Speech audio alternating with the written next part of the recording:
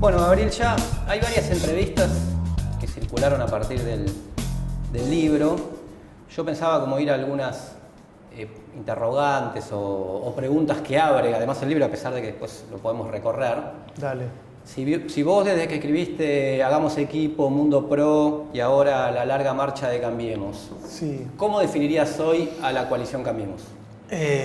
La coalición Cambiemos es una coalición dominada por un núcleo dirigencial de centro-derecha, que son básicamente la misma coalición dirigencial que estuvo en PRO durante 10 años, más o menos, un poco más quizás, y con un socio menor en términos de decisiones, pero muy importante en términos territoriales, que es, un radicalismo debilitado a nivel nacional por sus figuras, pero con mucha presencia en las provincias. Y después hay otros ingredientes, sobre todo Carrió y otros pequeños pedazos de peronismo que se integraron un día también y que le dan algo, todas las partes le dan algo a Cambiemos, pero diría, en pocas palabras, sería básicamente eso, ¿no?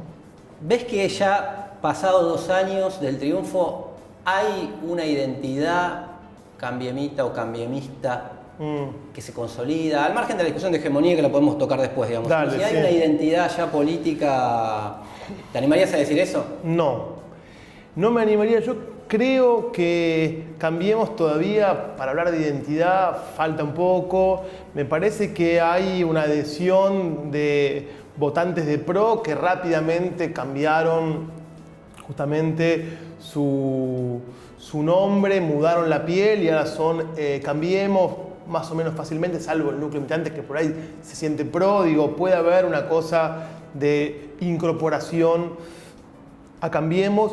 Hay en la dirigencia de PRO quizás la idea de que Cambiemos puede ser un nuevo paraguas que absorba finalmente al radicalismo y otras cosas más. Pero socialmente yo creo que es una marca muy exitosa, coyunturalmente, pero todavía como identidad me parece que le falta un poco para hablar de identidad. Digo, identidad como algo más arraigado, con cierta simbología atrás, con cierta... que uno pueda rápidamente pensar en que eso se inserta en alguna tradición de algún tipo, aunque sea post-tradicional, pero digo, en algún tipo de familia discursiva. Creo que todavía le falta un poco a eso y veremos si se consolida de ese modo en los próximos años, ¿no? Ahora, a mí una cosa que me llamó la atención del libro, ya específicamente del libro, es que lo que se conoce, digamos, superficialmente es como que Cambiemos, bueno, supo manejar las redes sociales, tiene una habilidad para el marketing político muy importante, de avanzada, etc. Lo tiene todo eso. Lo tiene todo eso. Sin embargo, tuvieron que construir un partido, ¿no? En última instancia construyeron un partido, o sea, generaron dentro de una tradición de izquierda se llama politizar, movilizar, organizar, o tradición de izquierda, tradición partidaria clásica en general, ¿no? Es un poco lo que relatás en el libro.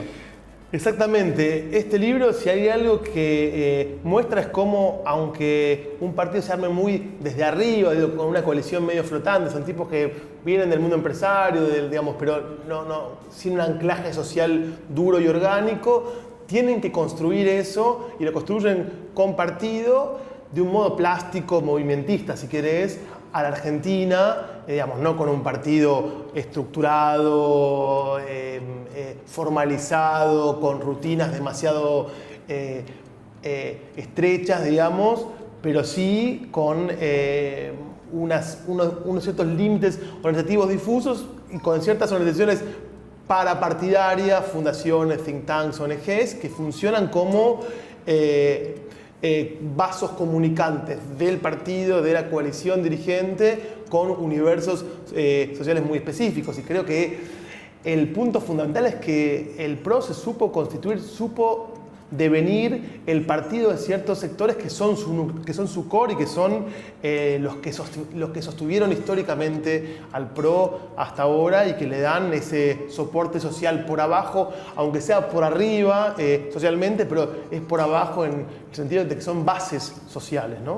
Y vos diferenciás dos cosas, los que están de paso Sí. y los que tienen vocación, ¿no? ¿Qué prima hoy en eso? ¿Qué percibiste que prima hoy entre el personal del PRO?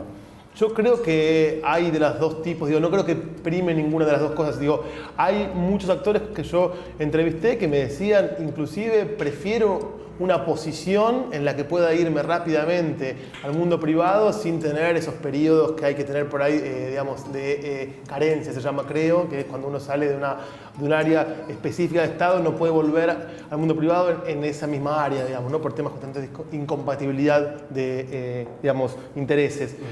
Y algunos que estaban, digamos, claramente pensando en eso muy rápido y que creo yo que su relación con la política es realmente pasajera, por lo menos pensada de ese modo. Yo creo que eso no cambió. A mí me da la impresión que eso no cambió, que hay muchos cuadros que siguen creyendo que su vínculo con la política es pasajero, que vinieron a cumplir una misión, a salvar a Argentina de esa deriva chavizante, y que cumplido esto volverían a su casa, volverían a su actividad privada, y otros a los que les picó el bichito, como dicen, digamos, de la política, y que quizás encontraron ahí, por cuestiones biográficas, personales, lo que sea, una nueva actividad más o menos continua. ¿Y cómo es eso que es uno de los núcleos del libro, digamos? El pánico a la chavización. ¿Cuál es cómo podría sintetizar ese argumento moral, político que se dieron para organizarse políticamente? Eso vos sabés que fue muy interesante porque cuando yo estudiaba esto, hay veces uno a los digamos, entrevistados les cree un poco sí, un poco no, como siempre, los tomás en serio siempre, pero a veces hay cosas que no les crees o que simplemente contactás con otros hechos y te das cuenta que son ideas simplificadas o formas de presentar su sociodicea, como diría Bourdieu, pero que en realidad son fantasiosas en algún sentido. Yo sospechaba lo mismo de esto, pensaba que era un argumento público, un argumento publicitario, discursivo, etc. Y cada vez fui testeando, constatando, y era muy claro en documentos. El mundo de las élites económicas tiene muchos actores que dan señales, que envían señales, ¿viste? Que envían señales vinculadas con las consultoras que hablan sobre el clima de negocios, sobre el clima de inversiones, sobre si es o no un buen país para que vengan managers de otros lados. Esos enviadores o fabricadores de ciertas señales decían que vivíamos en un país complejo con un clima de negocios muy, muy negativo, y aparecía la idea de que podía haber como una deriva hacia un modelo venezolano, por así decirlo, que también implica algo muy difuso, ¿no? Porque no queda muy claro qué es Venezuela tampoco. Y en ese punto yo digo, eso creció muy fuertemente, sobre todo en el último periodo kirchnerista, 2012-2015. Yo creo que en buena parte creció porque hubo algunas medidas que intervinieron mercados muy sensibles, el cambiario, exportación, importación, y también hubo cierto reemplazo de las élites en, digamos, el gobierno por nuevo personal político con el cual estos actores no tenían contacto, digamos, no los conocían, eran chicos más jóvenes, venían con un discurso más, no sé si ideológico, pero más enfervorizado quizás, y eso produjo, digamos, una especie de eso, de pánico, de temor moral, de sentimiento de urgencia en un mundo económico que tiene poca tolerancia a ser regulado por el Estado, tiene poca tolerancia a que aparezcan límites a su accionar también, ¿no? Claro, a mí la paradoja que me surgía de ahí era que, digamos, chavización era como el riesgo de que corran riesgos sus intereses, ¿no? Los intereses de empresarios o de CEOs, digamos. Ahora, no era visto así igual, era visto más en nombre de un interés más general, ¿no? La idea era... Un interés más general, claro. Sí, era también tiene que ver con el compromiso. Autoritarismo también, claro, no era eso. Sí, yo lo pensaba desde este punto de vista, porque algunos de ellos supuestamente ganaban mucho más dinero en la actividad privada y pasaron a la actividad pública a ganar menos. Yo lo entendía, bueno, es una toma de conciencia de clase, claro, en el sentido, defendamos nuestro interés general de ese sector de la sociedad privilegiado, etcétera, ¿no? O sea, porque era efectivamente en términos particulares era así, pero veían una deriva. Ahora, en esa deriva a mí me resulta raro que desde el 2001, para mirar en espejo al kirchnerismo, desde el 2001 hasta el 2015, ese periodo discursivamente podía haber sido más violento, más radical, pero en los hechos, Scioli ser agente de un jacobinismo, digamos, es como complejo, ¿no? En los hechos. Sí, Scioli, bueno, es que yo creo que, a ver, a mí me parece que lo que había era un poco la idea en algunos sectores. Creo que la burguesía empresarial, por así decirlo, tenía claro que podía, negociar con quien fuera que estuviera, con Scioli, y de hecho Scioli les caía bien en un punto porque era una especie de peronismo más moderado, más compatible con su idea de economía. De todo, pero hubo algunos sectores, digamos, yo creo, que no son más los empresarios, digamos, sino estas élites más manageriales, que ya veían que el sciolismo finalmente iba a ser una especie de capa que, recubría un kirchnerismo igualmente activo y controlándolo, digamos, ¿no? Como esa idea, como que eso iba a seguir controlando el gobierno y Scioli débil no iba a poder frente a esa avanzada muchachista, por así decirlo. Yo te lo digo dando vueltas sobre esto, Sí. que lo que me hizo pensar el libro es como que había una derecha que logró movilizar, en términos gramscianos, si se quiere, su sociedad civil, Sí. sus sindicatos, sus ONG, fundaciones, sus intelectuales orgánicos, y un proyecto que venía, si se quiere, de peronismo de centro-izquierda, que más bien, salvo las agrupaciones como la Cámpora, o más bien no tenía en el último periodo, por lo menos ese, no sé si lo tuvo alguna vez, pero hasta inclusive había roto con los propios sindicatos, que tampoco tienen mucha voluntad de pelear, como lo demuestra con Macri, pero lograron imponerse en parte por eso. ¿No? Veía esa contradicción desde el punto de vista de, contraponer los dos proyectos, ¿no? Es probable que vos tengas en ese momento una fuerza en alza que va agregando y una fuerza en baja que va desagregando, digamos, que aliena sectores. Si vos pensás desde 2011 a 2015, el kirchnerismo fue perdiendo apoyos de clases medias, trabajadores formales, sindicatos, fue perdiendo varios apoyos, algunos peronismos provinciales. Entonces es muy claro que eso contribuyó a que el otro polo creciera y pudiera. Lo que pasa es que yo creo que no recuperó nada de eso hasta ahora, digamos. Yo creo que 2015 fue más, si querés, sí, dos proyectos, uno que pierde apoyos, otro que gana apoyos, pero se tocaron poco hasta ahora. Me parece que recién en los últimos 2 años, desde el gobierno nacional, Cambiemos puede pensar en hablarle a parte del ex electorado kirchnerista que se fue entre 2011 y 2015, digamos, ¿no? Yo creo que en 2015 todavía no era muy audible eso. Macri dijo en un momento, bueno, yo no soy AUH-sí, aerolínea sí, ¿viste? Ese cambio discursivo fue un intento de romper ese cerco, digamos, en el que estaba, parece, encerrado. Pero me parece que no fue tan exitoso hasta ese momento la posibilidad de salir de ese espacio. Sí fue muy exitoso, en cambio, el hecho de juntar tropa propia, movilizarla y tener una épica, ¿no? Esa épica antikirchnerista o esa épica de urgencia. Creo que cualquier movimiento político le hace falta una base, cuadros preparados y una épica. Y esa épica se construyó en esos años, sin duda. Y uno de los argumentos, midiéndolo un poco desde ahora, uno de los argumentos era salvar a la República, ¿no? Sí. Se lleva puesta la República, se llevan puestas las instituciones, por los métodos o no históricos del peronismo, etcétera, y una bandera que siempre fueron del radicalismo al margen de cuánto la respetaron históricamente, ¿no?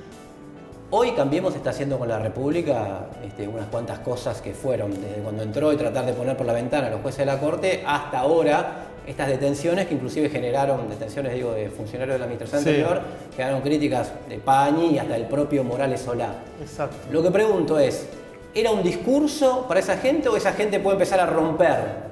Pañi lo puso en estos términos, tenía un mandato de regeneración institucional. Sí. La regeneración institucional en términos de servicio de inteligencia, la policía en la provincia de Buenos Aires sería discutible, ¿no? Pero servicio de inteligencia, institucionalidad con la justicia, con esto que estamos viviendo, ¿cómo puede ser esa relación? Mirá, yo creo que el PRO en su núcleo programático, que es muy pequeño, no tiene la cuestión republicana como una de sus grandes banderas, pero que muy inteligentemente en este último periodo creo que sí fue incorporando esa agenda, y Cambiemos como alianza terminó de ser el gran partido defensor de un republicanismo liberal, por así decirlo. Carrió era eso, el radicalismo como, digamos, tiene esa historia, digamos. O sea que sin duda Cambiemos terminó de incorporar una agenda que había tenido el primer Kirchner, pero que rápidamente, digamos, dejó de lado. Yo creo que convive esa agenda republicana. Un CEO, digamos, me decía, yo descubrí la república por el kirchnerismo, como algo así me decía él, como que cuando la estaba por perder, descubrí la importancia de la república, me decía. Uno puede decir, bueno, descubrió, pero al mismo tiempo quizás para ese mundo económico no era tan importante la cuestión de la transparencia, y era más importante la cuestión de las reglas económicas, si querés. Entonces digo, creo que ese pulso republicano que está en la otra parte, si querés, en Carrió y UCR, convive con el pulso que tiene que ver más con la reacción al kirchnerismo. Y quizás lo que vemos ahora es todo el tiempo esa tensión entre ir más allá, porque la reacción te lleva y tu base pide sangre, tu base pide el escarmiento, justamente como decía digamos, un peronista hace tiempo, y tenés esa pata republicana que está un poco preocupada, sin duda, pero que, bueno, no controla ni el partido, ni el gobierno, ni los principales resortes, digamos, del poder. Quizás es más...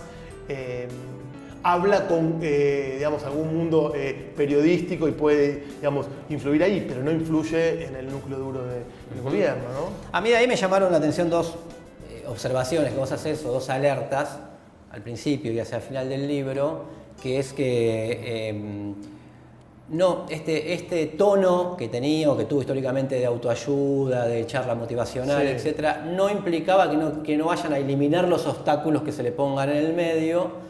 Y al final del libro, es que muchos tienen, o algo por el estilo, como el pánico genera una sed. No incluye a los que el nuevo consenso no incluye a los que generaron justamente ese pánico. Entonces, yo veo si no existe cierto revanchismo ahora, ¿no? Sí. En la práctica que están teniendo. Sí, digamos, ser reaccionario tiene su origen en esta idea, ¿no? Una reacción a un movimiento que consideran avasallante en algún punto de algún sistema de vida que sienten amenazado.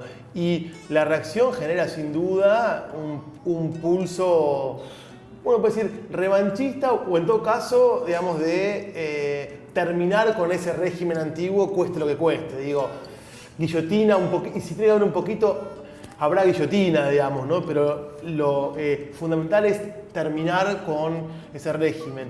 Y al mismo tiempo, yo creo que sin duda, en el mundo de los negocios, la idea de barrer obstáculos es muy clara, digamos. Un buen manager tiene que hacer digamos, que las cosas pasen, y eso implica correr gente, correr instituciones, para que las cosas pasen a veces hay que correr cosas, digamos, ¿no? De entremedio. También hay en ese hacer hay una cierta carga de, bueno, quizás el trabajo regulado es un obstáculo, corrámoslo, quizás, hay una idea de una Argentina llena de obstáculos que hay que remover. Eso tiene una carga de violencia política, como cualquier proyecto, digamos, reformista, que ejerce violencia en tanto quiere transformar el modo en que las personas hacen las cosas, se comportan, y el modo en que digamos, el Estado organiza la vida social. Así que sí, hay una carga sin duda. Sí, porque eso se toca, digamos, con también otra cosa controversial, inclusive para los que cuestionamos esta forma de democracia, con el carácter democrático, ¿no? Legitimidad de origen desde el punto de vista del voto, Sí. estamos todos de acuerdo, pero el soltarle la cadena a las policías, esas cosas que estamos viendo de una cosa mucho más represiva, cuánto juega eso, cuánto juega la represión y el consenso dentro del esquema de Cambiemos, ¿no? A mí lo que más me preocupa ahí es en qué medida el gobierno es consciente o tiene un buen diagnóstico respecto de cómo dejar que estos actores actúen libremente implica, digamos, qué trae eso en cuanto a implicancias vinculadas con libertades civiles, si querés, ¿no? Te digo, yo creo que ahí hay una cierta negligencia en el diagnóstico respecto de los efectos del accionar de las fuerzas realmente existentes, la policía, la gendarmería o lo que sea. Yo no sé si es un plan orquestado, no tiendo a no pensar de ese modo, pero sin duda cuando vos dejás actuar o tenés un discurso de defensa incólume de una institución compleja y con actores autoritarios, digamos, adentro, estás comprando todo el paquete, estás dejando ahí que actúe esa parte. Y hay una segunda cosa que es que los actores del sotogobierno, digamos, ¿no? Esas fuerzas oscuras de la vida democrática que nos acompañan desde hace 30 y pico de años, fueron ingobernables para casi todos los gobiernos. Creo que este gobierno se tuvo demasiada fe en poder manejarlos y quizás a veces juega siempre al límite, juega al fleje, ¿no? Juega al fleje con poca conciencia. Y hay en algunos temas también, yo creo, vinculados con los derechos humanos, una idea también facciosa y equivocada, que es que el kirchnerismo utilizó los derechos humanos para acumular políticamente, ergo no es un tema importante. Yo creo que ahí tienen un diagnóstico, digamos, complejo. Hay parte de su base que aunque hoy pida sangre, mañana dirá, bueno, aflojemos un poco y quizás algunas cosas que hacen hoy tendrán costos más adelante, justamente vinculados con un diagnóstico que coyunturalmente está bien, que es que no hay costos por ahora por esas cosas, pero quizás con el tiempo haya ciertos costos en un uso faccioso. Y después del triunfo, de la confirmación del triunfo del 22, ¿no? El 22 de octubre, hubo un discurso de Macri, sí. Un poquito yendo a la coyuntura para después volver a lo general, pero hubo un discurso de Macri donde presentó un plan, que después se fueron conociendo las medidas concretas o las resoluciones concretas, reforma impositiva, reforma laboral, reformismo permanente. ¿Les suena a ustedes eso, sí, no? Sí, es como contradictorio, digamos, ¿no? Reformismo permanente, pero bueno, vamos a dejarlo. En donde algunos dicen empezó el verdadero Macri, o empezó la etapa programática. Yo creo que escuchaba una exposición tuya en un congreso de comunicación política en Bariloche, que sí. vos cuestionabas un poco esa idea de que de que estos son los falsos y se van a venir los verdaderos. Una idea que hasta en cierta medida yo comparto, ¿no? De que si están puestos ahí, están puestos para otra cosa, entre otras cosas porque de los problemas estructurales de la Argentina, desde su punto de vista no solucionaron ninguno todavía. O sea, ¿qué viste en esos anuncios? Programa de máxima para negociar, quieren golpear ahora hasta pensar en la reelección, porque si uno mira la reforma laboral decían que no iba a haber ley y son 145 artículos con algunos que son picantes, ¿no? Es una buena pregunta y no tengo claro que tenemos que detrás. Al parecer... Entonces entonces no vale. No, digo porque... Son nuestro hombre en la Habana del PRO, tenemos que saber. No, pero bueno, uno, viste... es un empirista finalmente, pero digo, haciendo algunas suposiciones al respecto, yo creo que el gobierno entendió que el apoyo electoral le autorizaba a ser más agresivo en los planteos de los cambios de los próximos años. O sea, estaba la agenda vinculada con estas 3 reformas grandes y otras reformas más pequeñas. Digo, no son temas que estuvieran fuera de la agenda. Hace meses y meses que escuchábamos de que se venían reformas laborales, si iban a ser por ley, sectoriales, lo que sea, pero digo, había esto. Quizás lo que produjo el envión electoral fue un presidente en el centro del ring, de la escena, diciendo estos son mis 3 o 4 pilares, por aquí voy.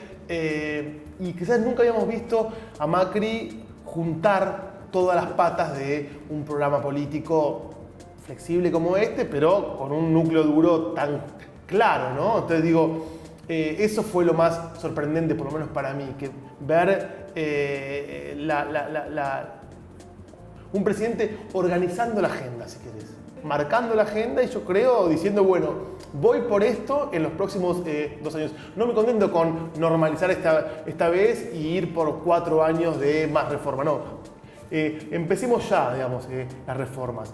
Pero sí yo no creo que se abandone cierto gradualismo, básicamente por la idea de que ellos no cuentan con los recursos para avanzar por fuera de los consensos sociales, electorales, digamos, que hacen falta. Entonces digo, yo no, digamos, en ese punto no veo que haya una especie de giro copernicano y transformación en un gobierno de shock. Tienen el problema del endeudamiento y la inflación, que en parte van juntos, y uno puede decir, si eso sigue preocupando, ¿qué pasará en un año o 2 cuando, no sé, los acreedores digan, bueno, te estamos dando plata, pero finalmente no paguen en algún momento o hagan algo? Claro, hagan algo. Eso, digo, esto era para sostener políticamente un proceso, digamos, reformista.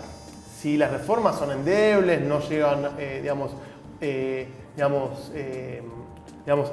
no se hacen, uno puede decir, bueno, quizás hay problemas políticos por delante, porque también hubo una apuesta fuerte. Ahí sí, digamos, creo que lo que sí pasó fue que el gobierno apostó, dijo, bueno, ok, presentemos sobre la mesa las 4 o las 3 reformas fundamentales, hablemos de todo y empujemos esto. Eso implica también que dentro de un año vos digas, bueno, a ver, ¿qué hiciste de todo esto? Nada. También, claro. Fue más o menos, ¿no? Digo, hay un punto ahí que nos deja evaluarlo, ¿no? Esto. Claro.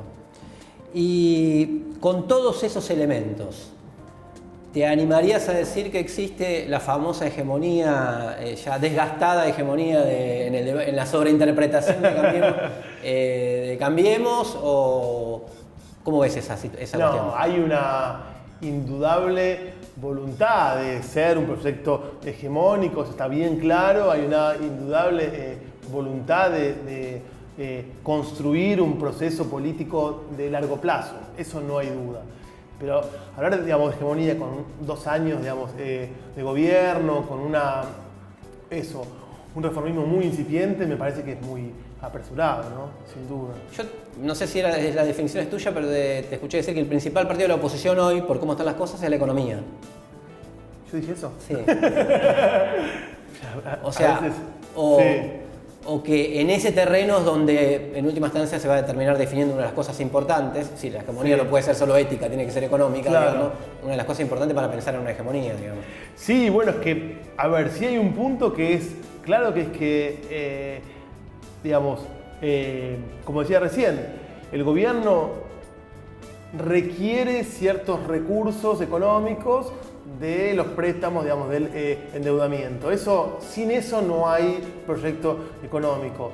La idea es, nos endeudamos porque llegan las inversiones, porque la economía se pone en marcha, lo que sea, pero su atajo fue ese. Ese atajo necesita resultados en algún momento. A ese punto voy. Ahora, después, ¿cómo se hace eso?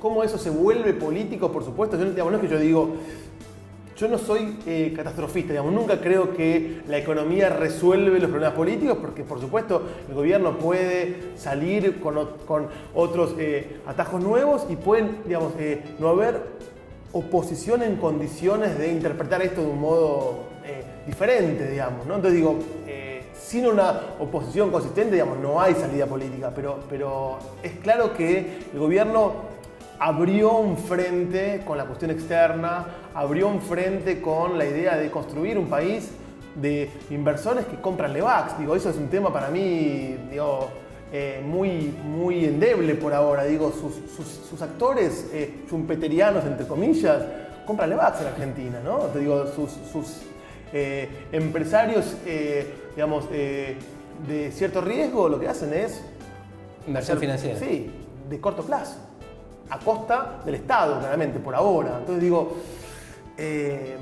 por ahora el modelo económico tiene bases muy endebles. Eso no implica que pueda estar 4, 5, 8, no sé, años funcionando en base a atajos, pero hay un problema ahí. Hay un problema estructural, si querés, eso es otro tema, pero digo que Argentina, tiene que ninguno de sus dos modelos por ahora pudo encarar bien, que es cómo construir un modelo de desarrollo, lo que sea, con los actores existentes, digamos, ¿no? ¿Y tenés una mirada sobre la izquierda, el frente de izquierda, sin compromiso de crítica buena? Sí, mirá, yo creo que la izquierda tiene un gran momento, digamos, una oportunidad de crecimiento muy importante, digamos, tiene un espacio que ocupar muy importante. Hay que ver cómo se reorganiza el polo opositor. Uno puede decir, si la oposición se vuelve a armar tipo centro-izquierda, otra vez aparece como el tema de cuál es el lugar para una izquierda más izquierda. Pero eso no es el caso por ahora. Entonces yo digo, por ahora, una izquierda bien definida, bien organizada, quizás tiene un espacio de crecimiento en el corto plazo interesante, ofreciendo una oposición como más clara al gobierno. Al mismo tiempo, esto yo no sé, es muy complicado, hablar, desde afuera, pero creo que no completó su renovación, la izquierda. Creo que hubo y hay experiencias muy, importantes de, renovación discursiva, de cuadros, lo que sea, y hay otras que son más clásicas, y creo que este momento, en alguna medida, requeriría una izquierda capaz de interpelar quizás algo más que la clase obrera clásica, tradicional y a la que por ahí se dirige más, clásicamente y habitualmente. Y también es más complejo, creo yo, pensar porque vienen tiempos de disciplinamiento laboral, disciplinamiento social. Yo no estoy seguro que eso... Ya se viven en realidad también. No estoy seguro que eso implique necesariamente lucha, Yo digo, la idea de que cuando hay disciplinamiento hay revuelta es mecánica, equivocada. es Exactamente. Entonces a mí, yo creo que hay como una avenida interesante ahí armada como para construir una especie de propuesta opositora de izquierda más o menos consistente, pero que requeriría de alguna renovación discursiva que se dio en ciertos ámbitos, pero que no siempre... Hay algunos reflejos quizás discursivos que le hablan a actores que hoy no están, o que están actuando de otro modo, que tienen más miedo de perder, el laburo que otra cosa, o que quizás creen que este futuro promisorio todavía es posible. En fin, hay un tema ahí que yo no sé cómo... Y después, sin duda, que el kirchnerismo es un movimiento que atrajo una parte de esa izquierda, y quizás algo de eso fue ahora mismo al FIT. Uno puede decir, el FIT con el 8% o algo así, o el 7%, lo que sea que sacó, uno puede decir, bueno, sin duda incorporó pedazos de votantes kirchneristas o de centroizquierda que ahora se volcaron hacia opciones más claramente de izquierda. Pero bueno, ahí ahora ustedes sabrán cómo sigue la película esa. Ponele. No. Una última. El libro tiene muchos testimonios con la voz propia de los protagonistas, ¿no? ¿Cómo crees que cae el libro en el mundo pro, vale la redundancia? ¿Crees que Marcos Peña manda ese famoso mail que dice a la mañana, dice lean esto, y aparte lean el libro de Omar, va bien? ¿O no lean esa porquería porque...? No creo que ni una cosa ni la otra. Creo que el libro intenta ser un análisis, digamos, respetuoso en el punto de no reírse de nadie, no hacer una cuestión panfletaria de nada. Entonces creo que yo con los actores con los que hablé después de hacer el libro, con los que hablo, están satisfechos en cuanto que hay una mirada crítica que intenta entender de qué se trata esto, digamos, ¿no?